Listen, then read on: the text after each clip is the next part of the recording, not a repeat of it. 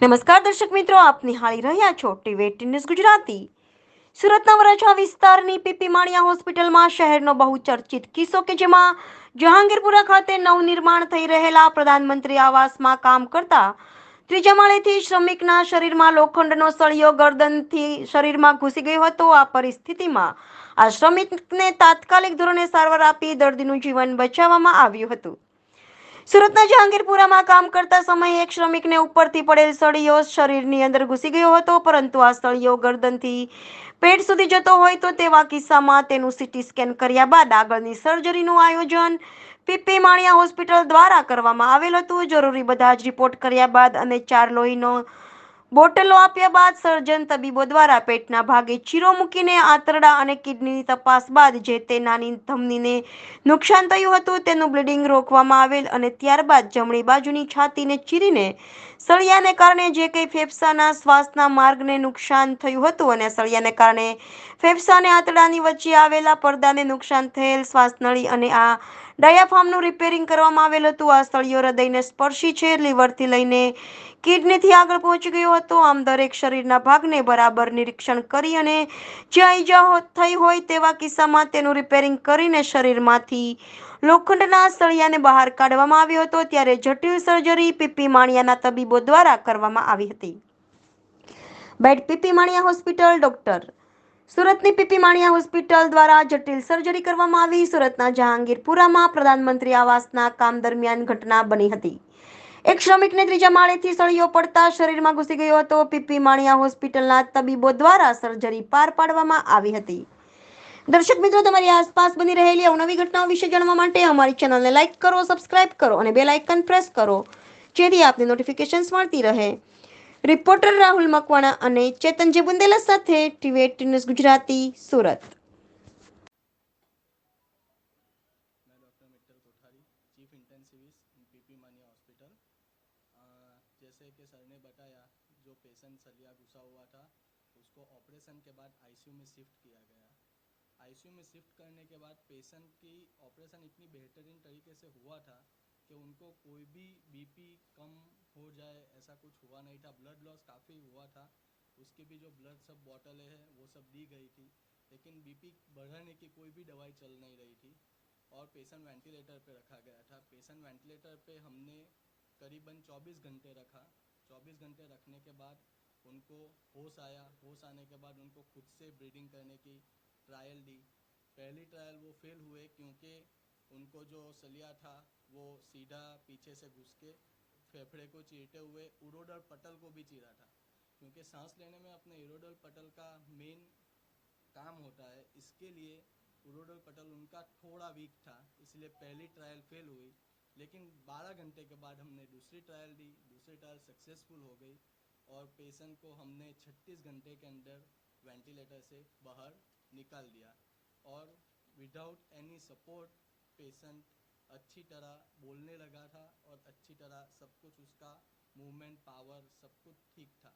और काफ़ी पेशेंटों में ऐसा होता है कि ऑपरेशन के बाद लंग्स में पानी भर जाता है, लंग्स में जो कैपेसिटी होती है उसकी कम हो जाती है, लेकिन लंग्स की कैपेसिटी भी ठीक रही थी, लंग्स में पानी भी नहीं भरा था और किसी भी कोई भी जगह पे कोई एक्टिव ऐसा ब्लीडिंग के ऐसा कुछ नहीं था कि जिसकी वजह से हमको फिर से ऑपरेशन में लेना पड़े। इतनी बेहतरीन तरीके से हुआ था उनका ऑपरेशन। दूसरी चीज़, ऐसे कंडीशन में हमको ज़्यादातर ऐसा होता है कि पेशेंट की जो भी नलियाँ है, क्योंकि उनको दोनों तरफ पेट में और दोनों छाती में नली लगी हुई थी, जो नली थी उसमें भी ब्लीडिंग जितना आना चाहिए। जी, आपका नाम? मेरा नाम डॉक्टर गगन साबू है। मैं consultant surgeon PP Mania hospital private limited में हूँ और हमारे पास में मोहम्मद रफ़ीक नाम से एक पेशेंट थे जो कि 27 फरवरी के दिन उनका एक पीठ से सरिया घुस गया था और जब उसकी प्रिलिमिनरी टेस्टिंग हुई तो पता चला, सिविल हॉस्पिटल में पहले उनको लेकर गए, वहाँ प्रिलिमिनरी टेस्टिंग में ये पता चला कि वो जो सरिया था वो उनके छाती और पेट तक घुसा हुआ है। फिर वो पेशेंट को वहाँ से हमारे यहाँ पर लेकर आए और रफ़ीक भाई का हमने जो भी प्राइमरी इन्वेस्टिगेशंस की, उसमें जिस तरह से हमारे को सामने आया तो ये समझ में आ रहा था कि जो दाएं बाजू का जो फेफड़े है, लंग्स है, उसके और जो हृदय है उनके बिल्कुल पास से सरिया निकलते हुए और रीढ़ की हड्डी को भी इंजरी नहीं हुई इतनी, और फिर बाद में जो डायफ्राम होता है छाती और पेट के बीच की जो स्नाइल है उसको चीरते हुए लीवर, किडनी और नीचे की जो एक मांसपेशी आती है वहाँ तक घुसा।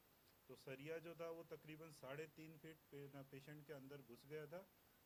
इसके अंदर में सबसे ज़्यादा चैलेंजिंग पार्ट जो था कि वो इंटरनल ब्लीडिंग रोकना था, और जो फेफड़े के ना चोट लगी थी उसकी वजह से पूरे का पूरा हवा लीक हो रही थी। दाएं बाजू में फेफड़ा पूरा का पूरा दब चुका था। तो इमरजेंसी में सबसे पहले हमने ट्यूब्स डाली दोनों बाजू में छाती के अंदर, और ट्यूब डालने के बाद में हमने ऑपरेशन के लिए प्लानिंग करी। ऑपरेशन मैंने और डॉक्टर रवि सागर पटेल भाई है, हम दोनों ने मिलकर किया। वो कार्डियोथोरेसिक सर्जन है। और हमारे पास में डॉक्टर ध्रुविन लिम्बार्ड भाई और डॉक्टर संकेत कारकर भाई, ये हमारे एनेस्थेटिस्ट थे।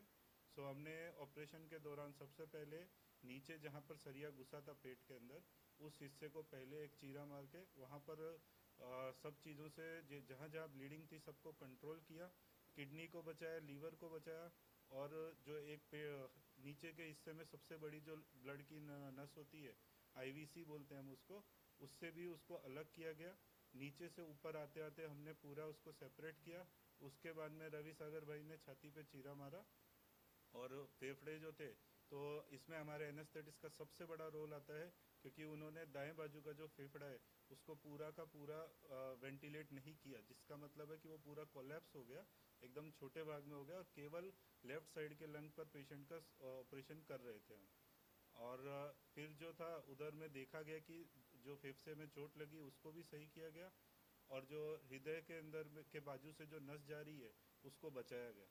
और फिर वहाँ का पूरे हिस्से से रोड को सेपरेट करके, और फिर धीरे धीरे करके हमने रोड को निकाला, जहाँ जहाँ ब्लीडिंग के आसार लग रहे थे उसको कंट्रोल किया। अब इस एस्पेक्ट में दो चीज़ें सबसे इम्पोर्टेंट यहाँ पर आती है हमारे सामने, कि ऑपरेशन के दौरान ब्लीडिंग कंट्रोल करना वो एक एस्पेक्ट है, पर साथ के अंदर में जो देखना है कि ऑपरेशन में 24 घंटे के अंदर फिर से वैसी ब्लीडिंग ना हो, ये सबसे ज़्यादा बड़ा रोल है। ठीक है, तो इसके लिए जहाँ जहाँ हमने नलियाँ डाली थी वो सब की हमने रेगुलर मॉनिटरिंग करी। पेशेंट को हमको ऐसे पोजीशन में पहले वेंटिलेटर पे रखना पड़ता है ताकि हम उसको बेहतर तरीके से बाहर निकाल सकें। ऐसा नहीं था कि पेशेंट को हम डायरेक्ट वेंटिलेटर से नहीं निकाल सकते थे, बट उसके अंदर पेशेंट का बेटर आउटकम आने के लिए हमको वेंटिलेटर पे रखना पड़ा। फिर हमारी इंटेंसिविस्ट इंचार्ज के साथ में मिलकर और पूरी आईसीयू की टीम, जिसमें डॉक्टर मित्तल भाई कोठारी आईसीयू इंचार्ज है, और डॉक्टर हिमानी मैडम है, वो हमारे आईसीयू के अंदर चीफ फिजिशियन आती है, तो उनके टीम के साथ में हमने पूरा उसको पेशेंट को मैनेज किया। वेंटिलेटर से पेशेंट 36 घंटे के अंदर वेंटिलेटर से बाहर आ गया पेशेंट। और जो जो ट्यूब्स डली थी, सो लेफ़्ट साइड की ट्यूब जो थी वो हमने तीसरे दिन निकाल दी। पेट के अंदर हमने ट्यूब्स डाली थी, वो ट्यूब भी हमारी निकली। इसमें जो सबसे बड़ी बात ये होती है कि पेशेंट को जिस दिन हमने वेंटिलेटर से निकाला उसके अगले दिन पेशेंट चलने फिरने लग गया। उसको हमने जो लंग्स के लिए एक्सरसाइज होती है वो सब शुरू करवाई, और उन सब का रेस्पॉन्स अच्छा आया। और उसके अच्छे रेस्पॉन्स के साथ में आज वो 10वें दिन बाहर आ गया है हर चीज़ से। ऐसे कई बार ऐसा देखा जाता है कि इनके अंदर इन्फेक्शन का रेट बहुत ज़्यादा रहता, या और कोई लंग्स की इंजरी रहती है तो फेफड़े में पानी बहुत ज़्यादा भरता, तो पेशेंट 6 महीने तक बाहर नहीं आता है। और कई बार ऐसा होता है कि डिलेड इंजरी समझ में आती है, कि जो हमको हफ्ते भर या 10 दिन के बाद दिखाई दे, तो वैसी भी कोई इंजरी नहीं मिली है। सो ओवरऑल पेशेंट जो है इसका एक तरीके से हम बोल सकते हैं कि he is the luckiest person on the world, we can give him that title, कि इतने सब बाजू बाजू से हर एक ना मेजर ऑर्गन को मेजर ऑर्गन को इंजरी होते हुए भी वो बच गया। तो ये बहुत बड़ी बात है, ही is the luckiest person of the world. Thank you. तो लगभग 27 फरवरी को शाम को तकरीबन 7 से 8 के करीब मोहम्मद रफ़ीक नामक पेशेंट थे, जो कि हमारे पास सिविल हॉस्पिटल से रेफ़र होके आए, और उनको एक सरिया जो था उनकी पीठ के अंदर से घुसते हुए छाती और पेट दोनों जगह पे घुस गया था। और ऐसी सिचुएशन में जिस तरह से पेशेंट हमारे पास प्रेजेंट हुआ, सबसे पहले हमारे को ज़रूरत थी कि इमरजेंसी के अंदर उसका श्वास लेने का हृदय गति, हार्ट और सब चीज़ को चेक करेंगे।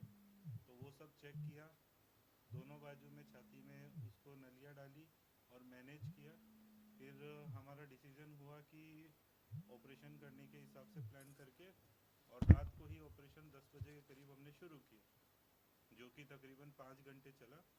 ऑपरेशन में हमारे लिए सबसे ज़्यादा चैलेंजिंग 3 इम्पोर्टेंट चीज़ें थी। पहली बात जो कि हमको सिटी के थ्रू थोड़ा समझ में आया, वो ये था कि सरिया कितना अंदर तक गया है और किस किस जगह पे गया है।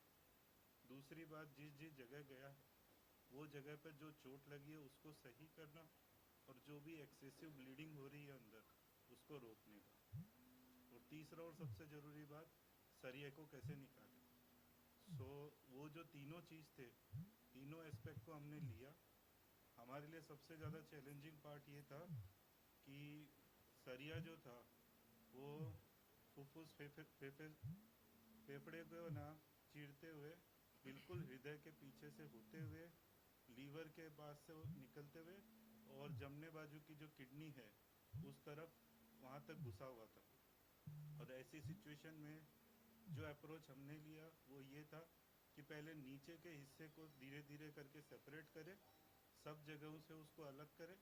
फिर हमने छाती के अंदर एक चीरा मारा और हृदय और ना ये फेफड़े से अलग किया उसको। उन दोनों जगह से अलग करने के बाद जहाँ जहाँ भी एक्सेसिव ब्लीडिंग हो रही थी उसको कंट्रोल किया और फिर हमने सरिये को निकाला। ये सब